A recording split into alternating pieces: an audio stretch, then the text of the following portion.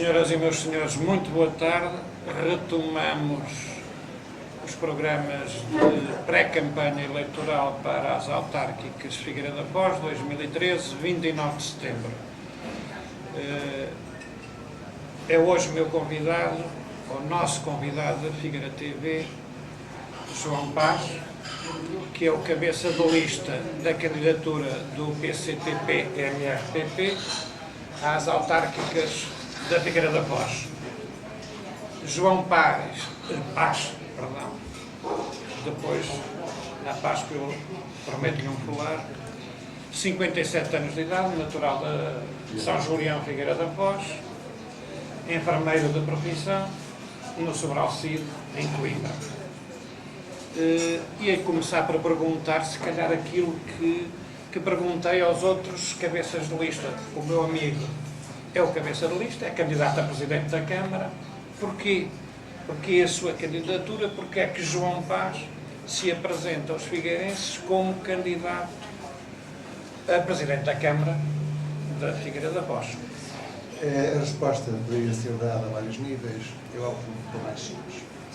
Penso que, nesta altura em que vivemos, em que o governo amante de Berlim nos faz servir de colónia da Alemanha, é urgente nós mostrarmos que há alternativas e que o discurso que nos escorre todos os dias na rádio e nas televisões de inevitabilidade do que está a acontecer, de não sermos capazes de ter melhor, tem que ser contado e tem que ser dito qual é a alternativa, qual é a que pode ser melhor. Esta é uma razão prioritária e principal, depois há outra. Não gosto de uma cidade desleixada e abandonada como está. Penso que é possível fazer muito melhor. Penso que a minha cidade, certo quilómetro, há muitos anos, merece ser tratada com a dignidade e com a beleza que ela tem em si, deve ser realçada. Mas que é uma questão que é de saber. Eu vou ser eleito? Não sei.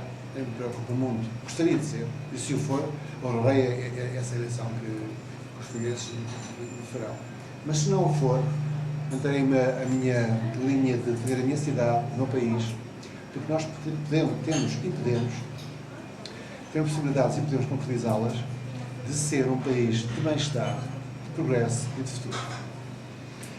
Meu caro, pegando nas suas palavras, meu caro João Paz, eu depois de o ouvir fiquei na dúvida se era candidato a Presidente da Câmara ou a Presidente da República, porque começou-me com uma tribuna. Pergunto-lhe se isto é de facto uma candidatura autárquica ou se é uma tribuna de protesto. Também tem a parte da tribuna de protesto, é óbvio que tem, mas não é o mais importante. Tão importante ou mais importante que protestar é apresentar alternativas, a dizer é possível fazer diferente, é possível fazer melhor. A tribuna é um papel necessário, é uma postura e um local necessário a quem pensa que tem a hipótese de construir junto com o povo do seu país algo diferente e melhor, e algo que nós não sujeitamos, é o problema. Não é um fim em si mesmo, mas é um meio necessário. É claro que é uma candidatura de protesto, uma candidatura que se vive no nosso manifesto eleitoral.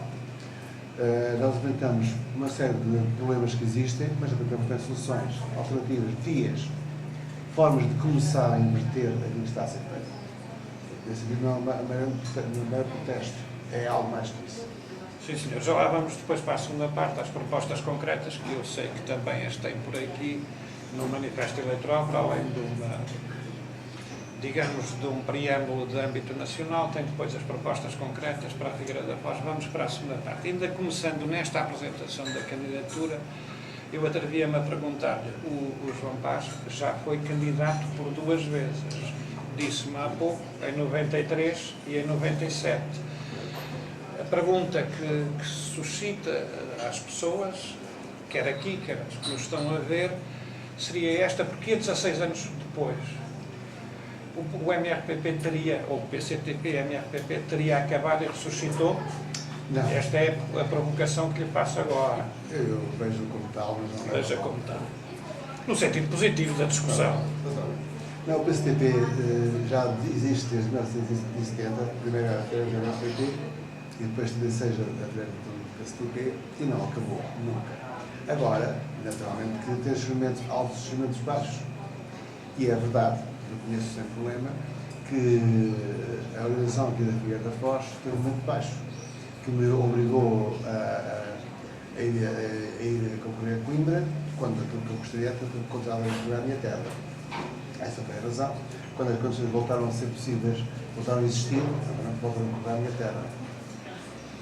Sim, senhora. Está a trabalhar em Coimbra, sou figueirense. Sim. Pois eu disse na abertura que trabalhámos anos em Coimbra, na área da psiquiatria, como enfermeiro. Mas ainda nesta parte, nas últimas ia-lhe dizer o seguinte, porque retirei da notícia, de uma notícia lusa, quando da apresentação da candidatura, da sua candidatura. Na candidatura de 97, não teve muitos votos. Teve 200 votos. Teve 200 votos. E agora eu leio, candidato, disse o meu amigo na apresentação, dado o apoio e entusiasmo que senti, decidi avançar. Tem expectativa de outros números, é isto que quero dizer? Claramente. Aliás, a entrevista que eu a Coimbra, digo que nós pensamos subir bastante, estamos a pensar em perto do dobro, mas mesmo que não consigamos eleger um vereador, a nossa luta mantém-se e está positivo apresentar hipóteses diferentes daquelas que estão a ser implementadas e, como cidadãos que somos, mostrar o que está mal e mostrar qual é a forma de corrigir. Então vamos por aí. O que é que está mal? A nossa opinião, o que está mal são várias coisas, mas todas elas derivam de uma coisa central, que é a política em Portugal e na Figueira muito em particular, desde que a CE entrou em Portugal, que tem consistido em destruir a indústria. Não só na indústria, é claro que a nível nacional podemos pensar na siderurgia, nos estaleiros navais, na frota pesqueira, uma série de outras coisas, mas também na agricultura e nas minas. Desde que a CE entrou em Portugal, tem destruído tudo o que para de concorrência a outros países da CE. A agricultura produz à França, os estaleiros faziam concorrência à Alemanha, tudo que fazia concorrência a outros países da CE, a CE acabou com a Portugal. Na Figueira, é um triste exemplo.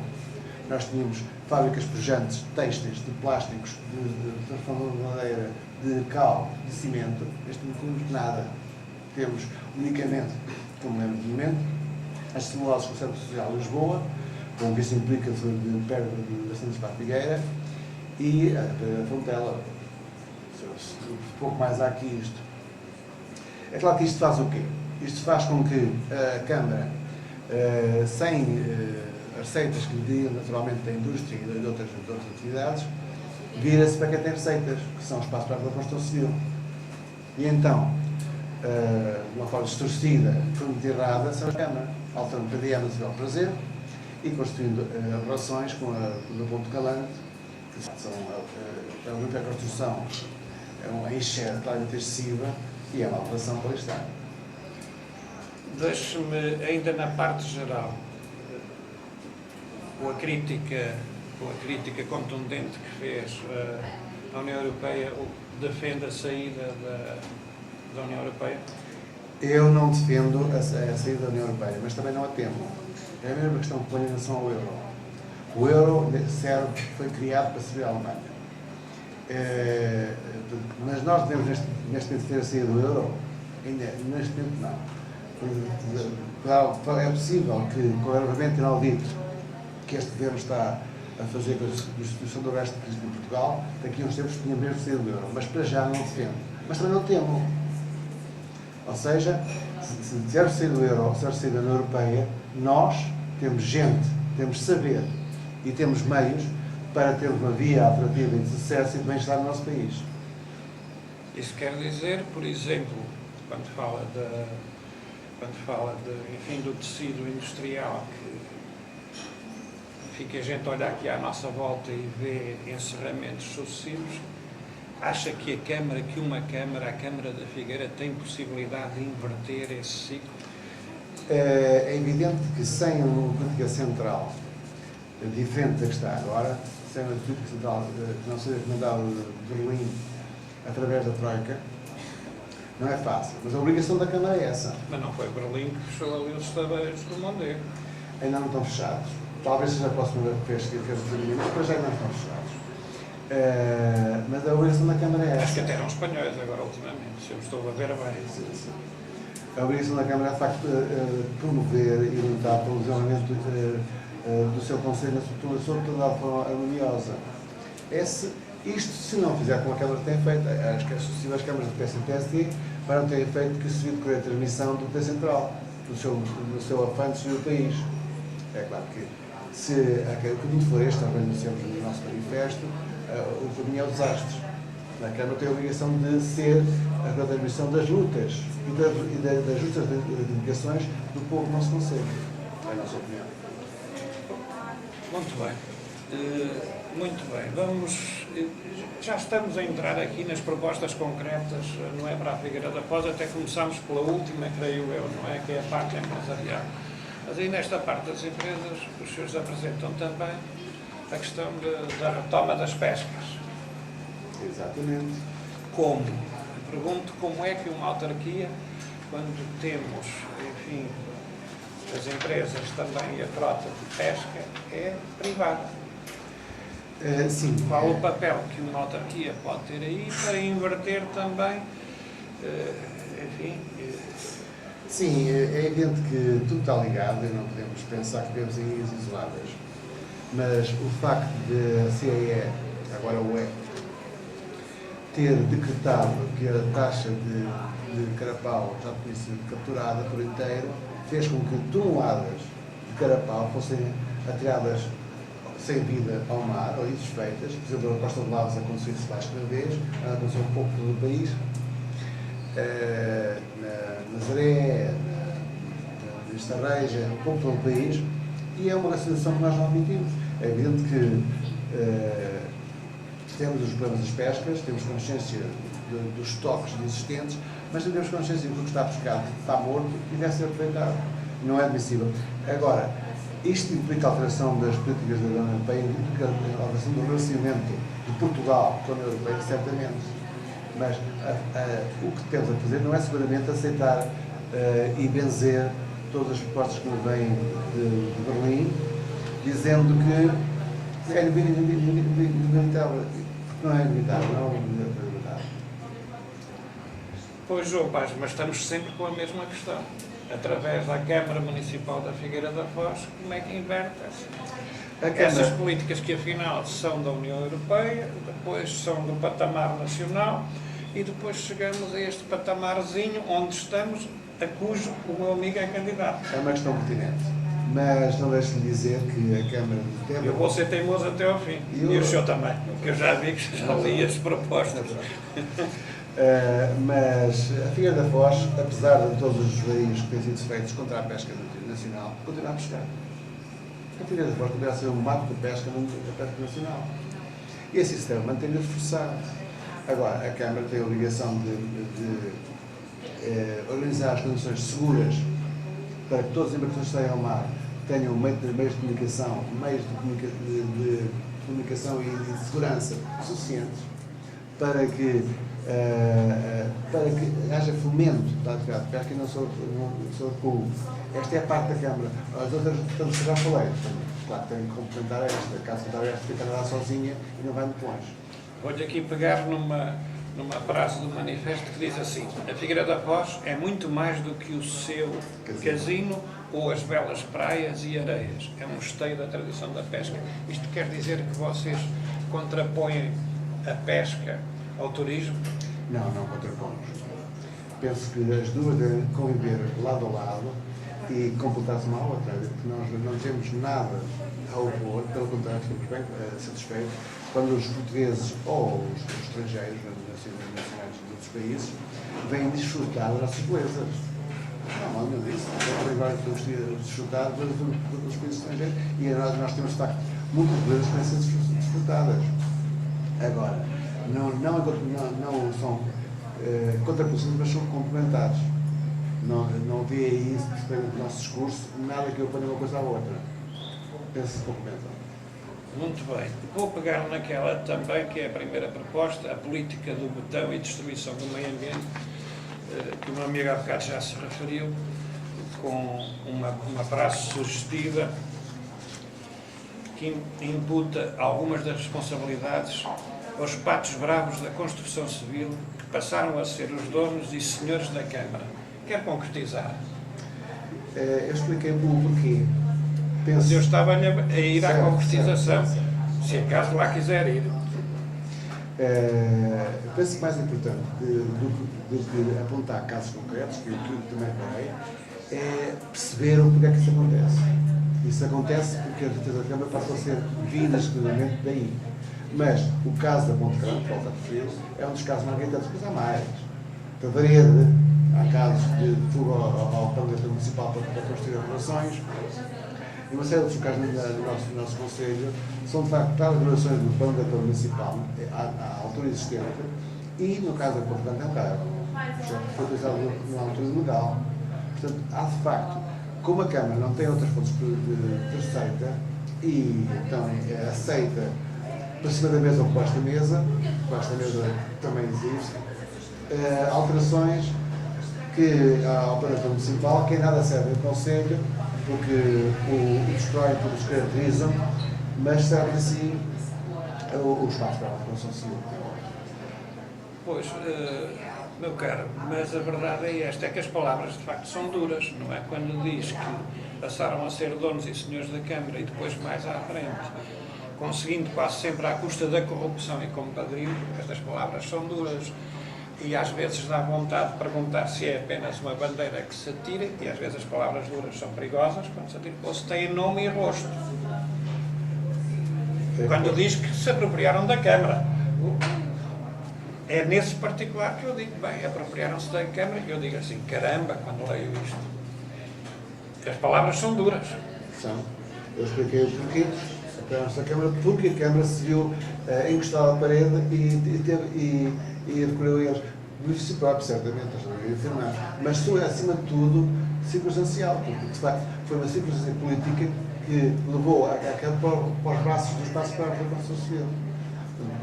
De facto, os culpados são os presidentes da Câmara, mas, mais ainda, são, quer neste país, igual à Alemanha, a produção que nós tínhamos. A água e a sua gestão. Repudia a privatização, defende a remunicipalização, estou a dizer porque... Sim, é um referendo para a municipalização da água, sim. É referendo para a municipalização, não pura e simplesmente, citei na linha de baixo, peço desculpa.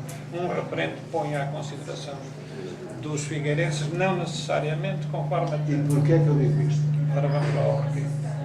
Ora bem, é evidente que a municipalização da água, como todos os bens essenciais, é um princípio não está famoso. De facto, nós fizemos como determinados, como tentamos como determinados.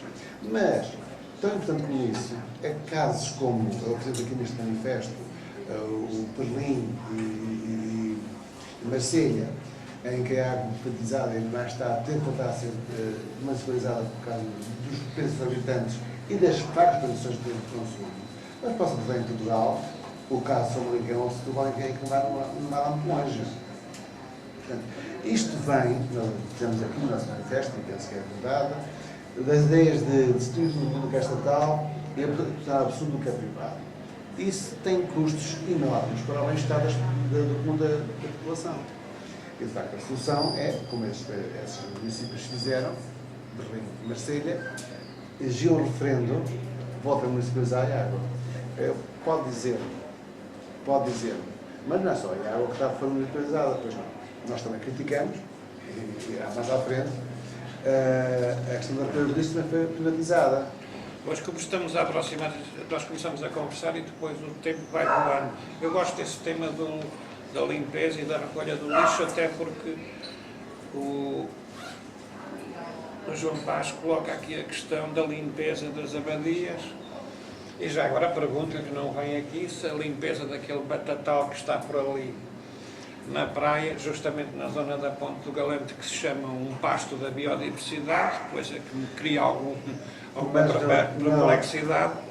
Mas não é só nessa zona. A cidade toda, por toda a cidade, existem zonas de desleixo descarado, zonas de canaviais, dentro da cidade, aqui, à Rua da Fonte, na cidade da Rua da Fonte, no Cristina Torres, à entrada da cidade, logo há zonas de canaviais que, de facto, mostram desleixo.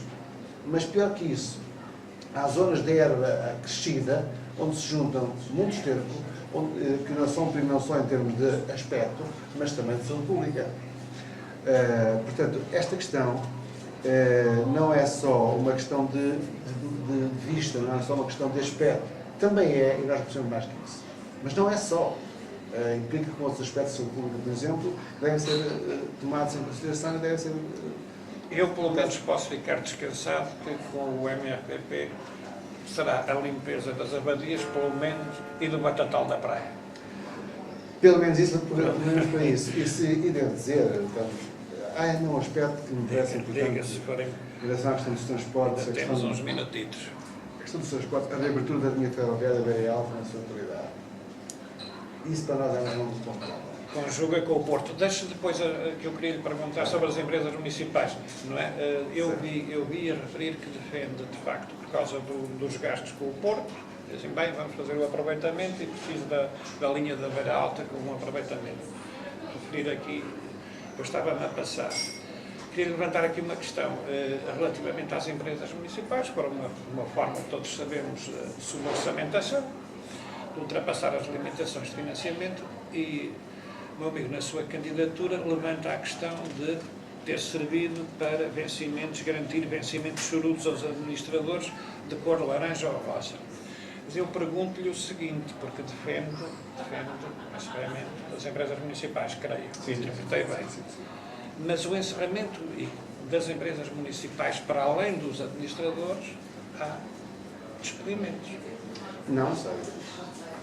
Então, como é que resolvemos o problema das gorduras do Estado? As gorduras do Estado... As gorduras do Estado não são gente. As gorduras do Estado são argumentos falaciosos de quem não quer Estado, que quem não quer Estado usa para justificar, não justifica nada, mas precisamente justificar os despedimentos do Estado. Nós temos a obrigação de funcionar evitando custos, sem dúvida. Agora, os serviços que essas empresas, os poucos serviços que essas empresas fazem, se são úteis, são ocupados na Câmara. Como eram anteriormente, elas existirem. Com os trabalhadores que lá estão. É claro que os administradores não vão receber os valores que vão receber agora. É evidente que não. Para os trabalhadores, não vejo razão para serem acidentais, para botar-se necessários ao presidente da cidade. Portanto, não vejo aí nem gorduras, nem despedimento de trabalhadores. Eu vejo mal, como se nota, por causa dos óculos. Estamos a chegar aos 5 minutos finais. Estamos a chegar aos... Perdão, peço desculpa. Estamos a chegar aos 5 minutos finais e depois dava-lhe aqueles 3 minutos para a sua declaração final, se assim o entender. Mas ia-lhe fazer aquela pergunta que estou aqui desde o início, depois de o estar a ouvir, e não é pelo claxon. Não sei se é uma manifestação de apoio, se é uma de boicote. Se calhar nem uma coisa nem outra. Mas dizer assim, estou aqui desde o início para lhe fazer a pergunta. Mas está alguma coisa bem feita? Há alguma coisa bem feita? Olha, eu até lhe dava esta, a obra, eu sei que a obra é sempre a obra, cada mandato quer deixar uma obra, mas eu tiro-lhe ali o mercado e esta obra da envolvente do Forte. Aqui pela Figueira já não lhe pergunto pelo mundo, nem pela União Europeia, porque já me disse que não. Mas está alguma coisa de... É uma boa questão. Eu penso que, tal como ninguém consegue acertar sempre, ninguém consegue errar sempre. A questão está em definir o que é prioritário e o que é secundário. É evidente que, se me diz que o mercado da Figueira foi bem recuperado, acho que podia ter sido melhor. Eu não disse, perguntei-lhe. Mas, para boa obra, O mercado da Figueira é uma coisa que me marca a cidade há demasiados anos para ser abandonado. Como ele esteve abandonado há muito tempo, agora também não está. Já tinha sido pintado e recuperado parcialmente há 15 anos. A questão está em saber se nós continuamos com pouco. Se aceitamos que, porque recuperaram o mercado, porque fizeram aqui uma envolvente, a Roda Catarina, que custou milhões e teve cantores cá a inaugurar, esquecemos as ruas absolutamente degradadas que existem neste país, nesta cidade. Há ruas que têm mais buracos do Alcatrão. Esquecemos de facto aquilo que de mal está na cidade. Eu penso que, mesmo que tivesse muita coisa boa e não está, nós teríamos obrigação de dizer isto está bem e aquilo está mal, na mesma. Mas, em minha opinião, são mais as coisas que estão erradas. Podem dizer, mas não é culpa da Câmara. Também é. Porque a Câmara é corrente a missão do Governo Central e não assume a postura contrária que devia assumir. Mas mesmo que não fosse a maioria negativa, essas partes negativas devem ser mesmo criticadas para de facto serem melhoradas. Penso que essa é a postura que deve ser. Meu caro, para finalizar, para fechar, como habitualmente, 2 minutinhos, 2 minutos e meio, para aquilo que entender, certo. O apelo que quiser fazer, já que estamos a chegar mesmo à campanha eleitoral. Eu vou tentar ser breve, porque há uma coisa que nós não abordamos nesta partida de ideias, que me parece importantíssimo, que é a reabertura da linha ferroviária Imperial de Portugal. É claro que no futuro, penso que será o escoamento natural da ferrovias para toda a Europa. Não vou agora